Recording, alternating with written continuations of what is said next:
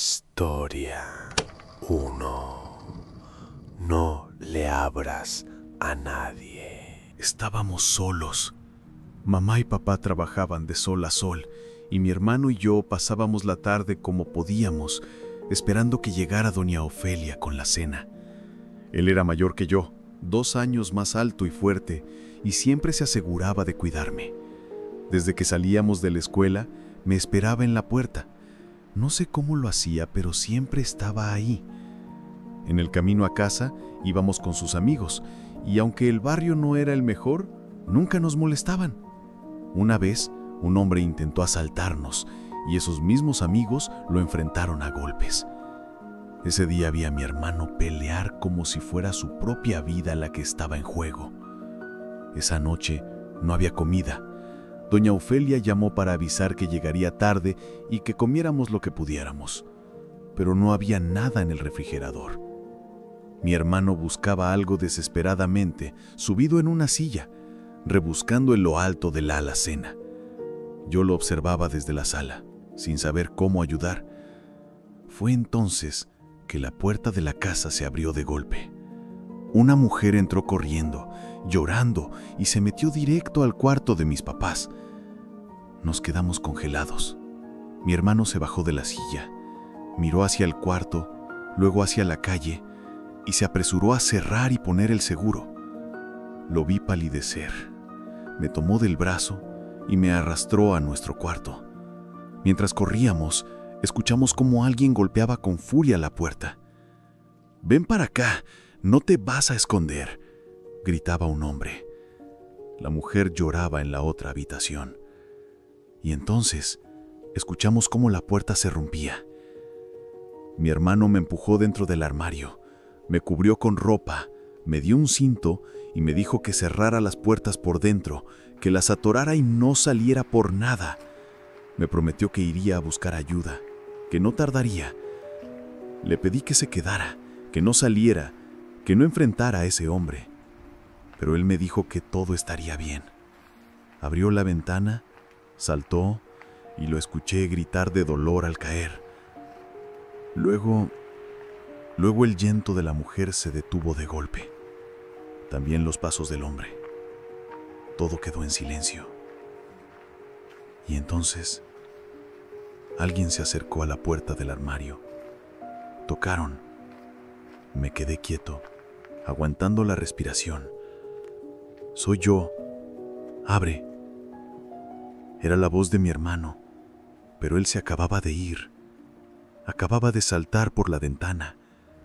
No podía ser él. Intentó abrir. El cinto se tensó. «Te prometo que soy yo. Abre. Quiero enseñarte algo». La voz sonaba igual, pero algo en ella me ponía la piel de gallina. No podía más. Estaba por abrir, por rendirme. Quité el cinto. Abrí. Y ahí estaba él, sonriente. «Te dije que soy yo, menso. Ven a ver». Me mostró la casa. Todo estaba en orden. La puerta cerrada, el cuarto de mis papás vacío. Nada había pasado. Pero los dos habíamos visto a la mujer. Los dos escuchamos los golpes. Yo le pregunté qué había visto afuera cuando se asomó. Solo negó con la cabeza. Doña Ofelia llegó poco después con la cena. Le conté todo. Ella nos miró en silencio. Luego llamó a mi mamá. Esa noche rezaron en el cuarto de mis padres, durante 9 días. No volvimos a hablar del tema. Mis papás ya no están. Mi hermano tampoco. Nunca supe qué fue lo que realmente pasó, qué fue lo que él vio. Pero a veces pienso que fue un eco del pasado o del futuro. Espero que haya sido lo primero. Pasaron muchos años desde aquella noche. A veces pienso que tal vez lo imaginé, pero otras veces hay algo que me lo recuerda, como si algo se hubiera quedado conmigo desde entonces, como si no fuera solo un recuerdo, sino una sombra, un eco que no se ha ido. Desde entonces, mi hermano empezó a cambiar. Ya no hablaba igual, no dormía igual. Se despertaba en la madrugada empapado en sudor. A veces gritaba, decía cosas que no entendíamos. Cosas como no le abras, o no es ella, o simplemente se sentaba en su cama sin moverse, mirando hacia la puerta. Mamá decía que eran pesadillas, que era estrés, pero yo sabía que no. Esa noche en la que todo cambió, cuando la mujer entró a casa, cuando mi hermano salió por la ventana, yo sé que algo pasó, algo que él nunca me quiso contar. Una noche, meses después, me desperté al escuchar pasos en el pasillo. Eran pasos lentos, como arrastrados. Me levanté despacio, abrí un poco la puerta del cuarto y miré hacia afuera. Lo vi parado frente a la puerta principal, con la mano en la chapa. Estaba abriendo. Me acerqué corriendo y le grité, ¿qué haces? Pero no respondió, solo me miró. Sus ojos no eran como los de siempre, eran ojos perdidos, como si no me viera. Me acerqué más, y entonces, antes de que pudiera detenerlo, abrió la puerta. No había nadie afuera, nadie, pero él dijo algo. Ya sé que no eres tú, y cerró de nuevo. Esa noche no dormí, y desde entonces me sentía vigilado. Empecé a escuchar cosas, golpes suaves en la ventana, en la misma ventana donde aquella mujer entró, y recordé que era imposible que alguien tocara ahí. Estaba en alto, muy alto. Me armé de valor una noche. Fui hasta la ventana con una linterna. No había nada, pero el vidrio estaba empañado, como si alguien hubiera respirado desde fuera y dibujado con un dedo una sonrisa. Esa sonrisa, esa maldita sonrisa torcida, se borró al instante, pero la vi. Mi hermano y yo dejamos de hablar tanto. No era su culpa. Algo en él ya no estaba completo, como si una parte se hubiera quedado atrapada allá, en esa noche, o como si algo más hubiera vuelto con él. Una tarde de lluvia, años después, él me miró y me dijo, ya viene otra vez. Pensé que hablaba del clima, pero no. Esa noche no quiso dormir. Se quedó en la sala, despierto, con una vela encendida. Yo bajé a verlo.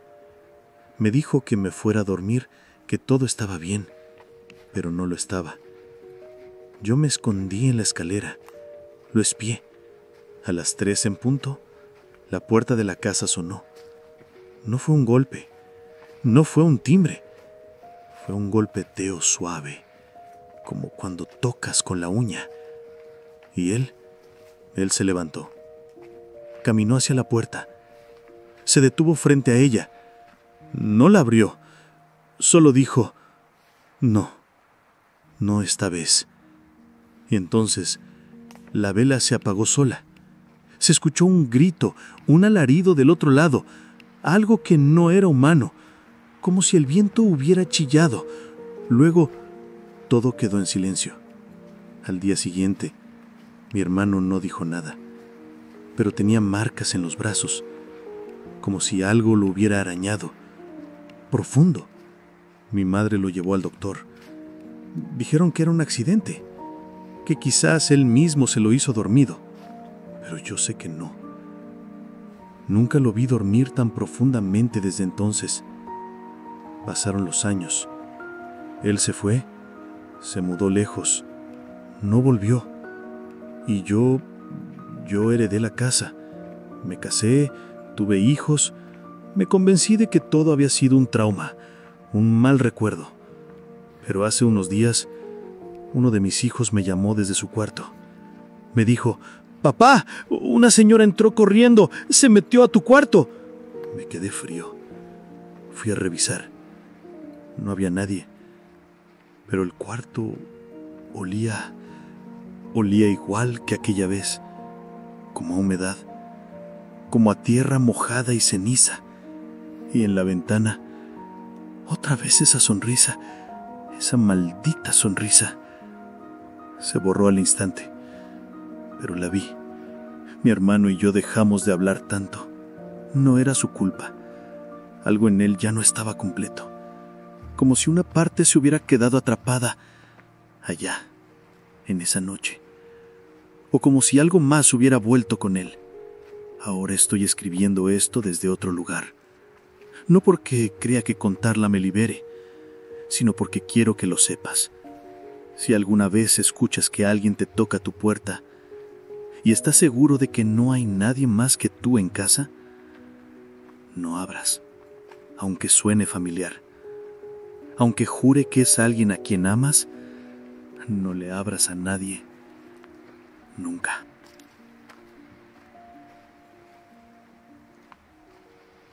Historia 2. El mal que vive en la iglesia. Estábamos terminando nuestras oraciones cuando escuchamos que alguien tocó en la ventana. Y no sé si entiendas por qué eso fue tan grave. No era por el susto, ni por la hora, ni porque estuviéramos rezando. Era por el lugar, porque esa ventana daba al almacén. Y el almacén no tenía acceso desde afuera. Era un segundo piso. Era físicamente imposible que alguien pudiera tocar ahí. Y sin embargo, sonó. Tocaron. Lo escuchamos todos. Yo estaba ahí. Yo sentí cómo el ambiente se congeló justo después. Nadie se atrevió a decir nada ni a moverse. Nos miramos unos a otros como si eso bastara para confirmar que lo habíamos oído. Yo me llamo Sujeda y esta historia pasó hace 6 años en Hermosillo. Éramos parte del grupo de jóvenes de la iglesia. 10 muchachos, todos con menos de 20 años. Nos reuníamos cada viernes por la noche en el salón más alto del edificio parroquial, un lugar al que se llegaba cruzando pasillos eternos, puertas de metal oxidadas y salones vacíos. El último piso, donde ya no subía nadie más, era nuestro espacio. Ahí hacíamos las juntas, los planes, las oraciones y ahí pasó todo. Aquella noche habíamos empezado tarde. El coordinador adulto, Víctor, llegó casi a las 9. Era normal. Todos teníamos clases, tareas, cosas de la vida. Pero esa noche, ya desde que llegamos, algo se sentía raro. No sé cómo explicarlo.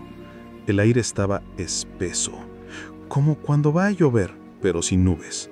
Como cuando alguien te observa, pero no hay nadie. Aún así, la junta fue normal. Estábamos todos, charlamos, repartimos tareas, nada fuera de lo común. Hasta que, faltando poco para terminar, alguien tocó. Fue apenas un golpecito en la ventana. Todos volteamos. Nadie se rió. Nadie dijo que era el viento. No había viento, y esa ventana no era accesible desde ningún lado. Daba al almacén, un cuarto sellado, sin escaleras. Víctor solo dijo en voz baja: «Hay que apurarnos, ya quieren que nos vayamos». Intentamos seguir con la reunión, pero ya no era lo mismo. Y justo cuando íbamos a hacer la oración final, volvieron a tocar. Pero ahora no fue un golpecito, fue una serie de golpes insistentes, como si alguien quisiera entrar, o peor aún, como si ya supiera que estábamos ahí. Víctor se levantó. «Ya vámonos», dijo. Pero antes pidió algo extraño. «Cierren los ojos. No los abran. Pase lo que pase, no los abran hasta que yo les diga». Nos tomó de sorpresa.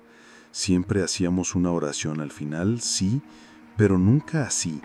Nunca con instrucciones tan claras, tan urgentes. Nadie se atrevió a preguntar.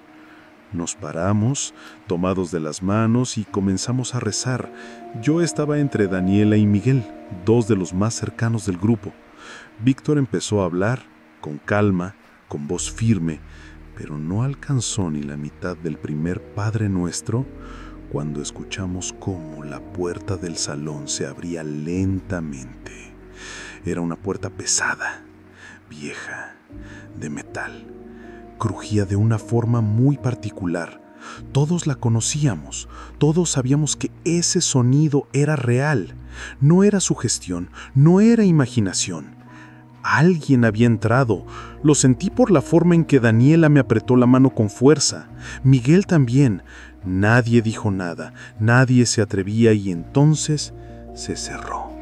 Con fuerza, con una violencia que hizo temblar los vidrios. Víctor alzó la voz de golpe. No abran los ojos hasta que yo les diga. Ese grito no era de oración, era de miedo, de advertencia, de protección.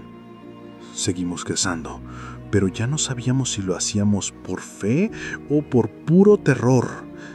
Y entonces empezaron los pasos, lentos, marcados. Tac, tac, tac. No eran zapatos comunes, sonaban como tacones, como pasos de alguien que no debería estar ahí. Se movían alrededor de nosotros, despacio, como si nos rodearan, como si estuvieran contándonos. Sentí el sudor frío en la espalda, sentí como se me secaba la boca y luego una risa. No era humana, era como si algo se burlara, no de nosotros, sino de nuestra fe. Como si estuviera disfrutando de nuestro miedo, como si supiera que estábamos indefensos. Los pasos se detuvieron detrás de mí y sentí algo, una presión en los hombros, como si alguien pusiera las manos sobre mí para empujarme, para obligarme a hincarme, para que me rindiera. Mi cuerpo se encorvó, el peso era real y entonces una respiración justo frente a mi cara, agitada, grave, como si alguien respirara con rabia a centímetros de mí. Pero no abrí los ojos, no me atreví, hasta que Fernando, uno de los más escépticos del grupo, gritó con la voz quebrada: «Víctor, apúrate, por favor». Víctor terminó la oración de golpe y nos dio la orden: «Abran los ojos y corran, no volteen, no recojan nada, corran». Yo obedecí sin pensar. Corrimos, bajamos por las escaleras, tropezando, empujándonos.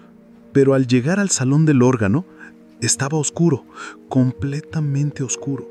No se veía nada. Buscamos el apagador, nadie lo encontraba. Y entonces alguien dijo: «Formémonos, tóquense las camisas, no se suelten». Avanzamos en fila a Viegas, con las manos sobre el hombro del que iba adelante, hasta llegar a la puerta principal. Y ahí, Fernando intentó abrir, pero estaba cerrada, con seguro. Víctor tenía la llave y no estaba con nosotros. Nos quedamos congelados. Nadie decía nada. Nadie quería decir lo que todos estábamos pensando. Víctor no estaba. No sabíamos en qué momento nos habíamos separado de él. No sabíamos si se había quedado atrás o si algo o si alguien se lo había llevado. Nadie lo decía, pero lo pensábamos. Y entonces, cuando el silencio ya nos había devorado, cuando el miedo nos apretaba el pecho como una garra, una nota sonó en el órgano eléctrico del salón. Una sola, seca, como si alguien lo hubiera tocado con un dedo, como si algo estuviera ahí con nosotros. No lo vimos. No lo oímos moverse, solo ese sonido, pero bastó para que todos empezáramos a gritar, a temblar, a rogar por salir. Y entonces lo vimos. Víctor bajaba corriendo por las escaleras con la linterna del celular encendida, los ojos desorbitados y el llanto contenido. Nos abrió la puerta sin decir una sola palabra. Salimos disparados hacia la plaza que estaba frente a la iglesia. Nos dejamos caer en el pasto. Algunos lloraban, otros simplemente respiraban como si acabaran de nacer de nuevo. Yo no podía hablar, solo sentía que mi cuerpo no me pertenecía, que el suelo bajo mis pies seguía temblando aunque ya no lo hiciera. Nadie supo qué decir, nadie quiso preguntar qué había pasado. Víctor apenas recuperó un poco el aire, nos dijo algo que nunca se me va a olvidar. No era la primera vez, pero sí la más fuerte. Nos explicó, con voz baja, casi con vergüenza, que algunas noches cuando subía solo a dejar cosas, había sentido algo, que alguna vez escuchó pasos, que una vez vio una sombra cruzar frente a la puerta roja, pero que nunca le había pasado nada como lo de esa noche. Y nos pidió perdón por habernos llevado ahí, por no habernos dicho antes, por no haber cuidado de nosotros como debía. Pero lo peor fue lo que dijo después. Lo que vive ahí no es un espíritu, no es un alma perdida, no es algo que quiera ayuda, es algo que se alimenta, que se cuela en donde hay luz para apagarla, que se arrastra por las grietas, que espera, y esta noche casi lo dejamos entrar. No entendimos del todo, pero no hizo falta. El miedo era suficiente. Al día siguiente, algunos de nosotros volvimos con él a recoger nuestras cosas. Lo que vimos fue peor que cualquier otra cosa. El salón estaba revuelto como si lo hubieran saqueado. Carpetas rotas, cuadernos destrozados, mochilas abiertas, papeles por todos lados y marcas en las paredes, como rasguños, como si algo hubiera estado ahí, como si algo nos hubiera estado buscando uno por uno. Nadie dijo nada, nadie preguntó qué había pasado. Solo recogimos lo que pudimos y nos fuimos. Después de eso, el grupo dejó de reunirse en ese lugar. Cambiamos de espacio, de horarios, de dinámica, pero no volvimos a ser los mismos. Algunos dejaron de asistir por completo, otros como yo, seguimos, pero con una sensación nueva, como si cargáramos algo, como si algo nos hubiera marcado, y es que esa noche no terminó en el salón. Esa noche siguió en nuestras casas.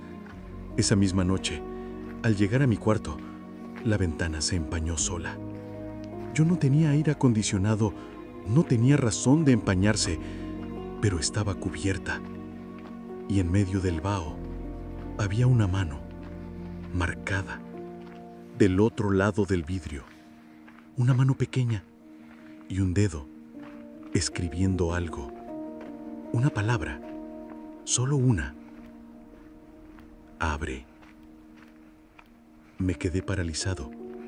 No encendí la luz, no grité, solo cerré los ojos y recé, como nunca había rezado, con el corazón en la garganta, pidiendo que se fuera, que no estuviera ahí, que no hubiera cruzado conmigo.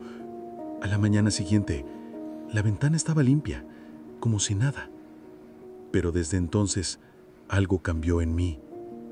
No volví a subir a ese edificio, ni siquiera cuando lo remodelaron, ni siquiera cuando lo bendijeron de nuevo, porque yo sé que eso no basta, porque hay cosas que no quieren bendiciones, que no entienden de rezos, que solo entienden de miedo. Y nosotros, esa noche, les dimos todo el que teníamos. Ninguno de los 10 que estuvimos ahí ha vuelto a hablar del tema, como si el silencio fuera un pacto, un escudo, como si decirlo a voz alta pudiera llamarlo otra vez. Yo rompí ese silencio hoy, pero no porque quiera revivirlo, sino porque siento que alguien más necesita saberlo, porque quizá, solo quizá, si alguna noche estás en una iglesia solo y escuchas pasos detrás de ti, quizá recuerdes estas palabras y no abras los ojos. Historia 3. Fantasmas de la familia. Siempre pensé que estas cosas solo les pasaban a los demás, a los vecinos, a gente de internet, a amigos de amigos, pero nunca a uno mismo, nunca a tu propia familia. Me llamo Saúl Michel Holguín y lo que voy a contarte no es una sola historia, sino muchas. Pedazos repartidos a lo largo del tiempo, entre generaciones. Porque en mi familia, los Holguín, el miedo se hereda, como los apellidos. Y todo comenzó en la casa de mis abuelos. Esa casa siempre fue extraña, enorme, ruidosa, con una tienda al frente, un altar en la cochera y jaulas de pájaros en el patio trasero. De día parecía cualquier otra casa de familia grande, pero de noche era distinta. El pasillo que daba al patio se volvía helado. Nadie lo cruzaba sin apurarse. Todos lo sabían. A mí me tocó vivirlo desde muy pequeño. A los 3 años, cuando apenas comenzaba a hablar bien, grité una tarde desde el segundo piso: ¡Me toca a mí! ¡Dámelo! Mi prima subió corriendo. Me encontró llorando, furioso, apuntando debajo de la cama. Le dije que el niño no quería darme el control, que se había escondido ahí. Ella revisó, pero no había nadie. Bajamos en silencio. Y no fue la última vez. Años después, viendo la tele con mi abuelo, él se levantó a atender la tienda y me dejó solo. Fue entonces que sentí una mano pequeña, fría en mi espalda. Me di vuelta de inmediato. Nada. Pero segundos después, mi pelota nueva comenzó a bajar sola por las escaleras, paso a paso, hasta detenerse frente a mí.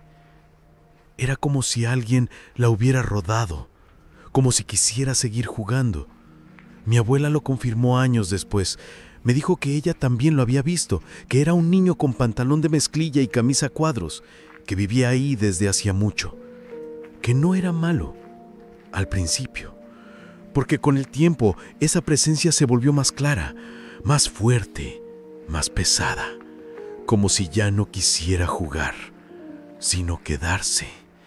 Y fue entonces cuando vino el incendio. Mi primo y yo éramos fanáticos de la lucha libre. Subimos a ver peleas como siempre, conectamos la extensión para encender la tele y en ese momento la cobija con la que nos tapábamos comenzó a arder. Una cobija gruesa, negra con azul, de esas con estampado de tigre. El fuego se levantó en segundos, la luz se cortó, el humo llenó el segundo piso, mis tíos subieron con cubetas, gritaban nuestros nombres. Yo estaba en shock. Mi primo me tomó de la mano y bajamos, pero mi tía Susana juró que había visto a otro niño allá arriba, entre el humo. Lo siguió, lo tomó de la mano, lo jaló con fuerza, y cuando mi abuelo gritó que ya estábamos los dos abajo, soltó esa mano. No había nadie más ahí, solo humo, nadie más. Esa noche, por el susto o por el niño, nadie pudo dormir. El ambiente en la casa cambió, el silencio dolía. Nadie quería subir solo, nadie hablaba mucho, como si algo se hubiera abierto. Yo estaba en 6º de primaria cuando pasó lo siguiente. Era una noche lluviosa. Mi mamá y mis tíos jugaban cartas en la planta baja. Mi hermano y yo dormíamos en la sala, todos en colchones. Una silueta se sentó en el colchón junto a nosotros. Mi prima Cheli la vio. Era un niño cubierto con una cobija. La silueta la llamó: «Mamá», y se recostó. Pero cuando levantaron la cobija, no había nadie. Esa misma noche, los perros comenzaron a ladrar, lejos, luego cerca, como si algo se acercara por la calle. Y luego, un grito. Primero leve, como un quejido traído por el viento. Luego más fuerte, más claro, más cercano. Todos fingíamos dormir, pero todos lo escuchamos. Un llanto profundo, doloroso, que se clavaba en los huesos. «¡Es la Llorona!», murmuró alguien, y juro por mi vida que sentí cómo se me heló la sangre. Mi tío dijo que esa noche las puertas del infierno estaban abiertas, que los espíritus caminaban entre nosotros. No sé si era verdad, pero esa fue la primera de muchas noches de pesadilla. Y todavía no había terminado. Después de esa noche, nadie volvió a hablar del tema. No dijimos una sola palabra sobre la silueta bajo la cobija, sobre los ladridos, sobre el llanto, sobre ese grito que pareció sacarnos el alma. Fingimos que todo fue un sueño, un mal sueño compartido, pero el silencio no hizo que se fuera, lo hizo más fuerte. En los días siguientes, las luces de la planta alta comenzaron a parpadear. Los pájaros en el patio chillaban de madrugada. La tienda dejó de vender como antes, como si la gente no quisiera acercarse. Y entonces comenzaron los susurros. Mi tía decía que los escuchaba al barrer, que venían del pasillo, que alguien murmuraba su nombre: Susana.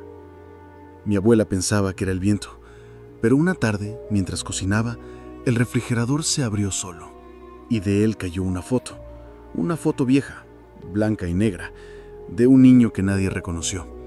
Cuando la vieron, mi tía Cheli palideció. «Es él», dijo. Era el mismo niño que había visto bajo la cobija, el mismo que vivía entre el humo. Pero la foto tenía una fecha escrita a mano: marzo de 1952. Nadie sabía de dónde había salido, nadie recordaba haberla tenido. Esa noche la tiraron, la quemaron en el patio, pero el día siguiente volvió a aparecer, sobre la cama de mi primo, intacta. Desde entonces se quedó guardada en un cajón con un rosario encima, por si acaso. Meses después, mi tío comenzó a enfermar. Era el más escéptico, el que siempre decía que eran cuentos, pero empezó a tener pesadillas. Se despertaba gritando: «Ya no quiero jugar», decía dormido. «Déjenme en paz». Una noche despertó con rasguños en la espalda, como si algo lo hubiera arañado con fuerza, como si alguien se le hubiera trepado encima. Decía que en su sueño estaba encerrado, que escuchaba pasos de niño, risas apagadas y una voz que decía: «Me toca a mí». Lo llevaron al doctor. Nada. Decían que era estrés, que tenía que dormir mejor, pero todos sabíamos que eso no era estrés. En una ocasión, mientras barrían el altar, una figura se cruzó por el reflejo del cristal. La vio mi mamá, pensó que era uno de nosotros, pero no, era pequeña, pálida, y cruzó corriendo. Cuando salió a buscarlo, no había nadie. Ese mismo día, el altar se cayó, solo. Se vino abajo como si algo le hubiera empujado con odio. El agua bendita se derramó y las velas que estaban apagadas comenzaron a humear. Mi abuela lloró esa noche. Dijo que algo estaba mal, que ya no era el mismo niño de antes, que había cambiado, que ahora quería otra cosa. No compañía, no juego, sino quedarse, tomar lugar, ser parte. Y entonces comenzó a aparecerse en otros lugares. Lo vieron en la tienda, en el pasillo, en el baño. Una vez, mi primo lo vio sentado en las escaleras, con la cabeza baja, los brazos sobre las rodillas, como esperando, como sabiendo que lo estaban mirando. Y cuando lo nombró, cuando dijo: «¿Quién eres?», el niño levantó la cabeza y no tenía rostro, solo piel lisa, pálida, como si no lo hubieran terminado. Después de eso, todos empezaron a dejar de verlo, como si él también lo hubiera decidido, como si ya no necesitara mostrarse. Pero su presencia seguía ahí, en el silencio, en los espejos, en la presión en el pecho cuando subía solo, en el olor extraño que a veces llenaba el cuarto de los abuelos, a veces a ceniza, a tierra mojada, a algo podrido. Pasaron los años. Muchos se mudaron. Mi abuela murió. La casa quedó sola un tiempo. Pero cuando volvimos, cuando se intentó habitar de nuevo, los focos se quemaban al encenderlos. Las paredes tenían manchas. El altar nunca más se volvió a armar. Una noche, mi primo, ya adulto, se quedó a dormir solo en la casa. Al día siguiente me llamó. Me dijo: «No vuelvo. Esta casa ya no es nuestra». Yo le pregunté qué había pasado. Me dijo que en la madrugada sintió que alguien se acostaba con él. Sintió el colchón hundirse, una respiración, una mano en el pecho, y al abrir los ojos no había nada. Pero la cama seguía hundida, como si alguien invisible siguiera acostado. Desde entonces, esa habitación está cerrada con llave. La casa sigue ahí, desgastada, triste, vacía, pero no está sola. Yo no he vuelto a entrar. Pero cuando paso para afuera, siento que algo me mira desde la ventana. Algo que no tiene rostro. Algo que lleve el apellido Holguín y que sigue esperando a que alguien le abra la puerta.